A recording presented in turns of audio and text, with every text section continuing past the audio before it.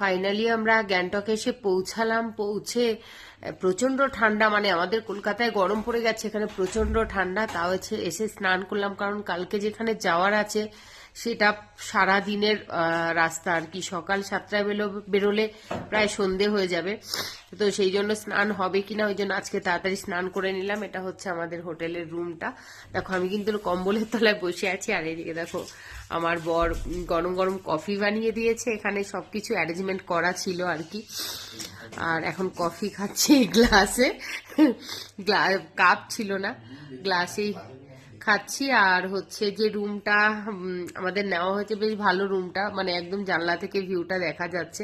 তোমাদের পরে দেখাচ্ছি। এটা একটুখানি কফিটা খেয়ে নিই, প্রচন্ড ঠান্ডা লেগেছে, কাশিও হয়েছে। আর হট করে কলকাতায় এত গরম আর এখানে ঠান্ডাটা, মানে দুটো অ্যাডজাস্ট করতে একটু টাইম হচ্ছে। চলো টাটা, পরের ভিডিওতে দেখা হবে।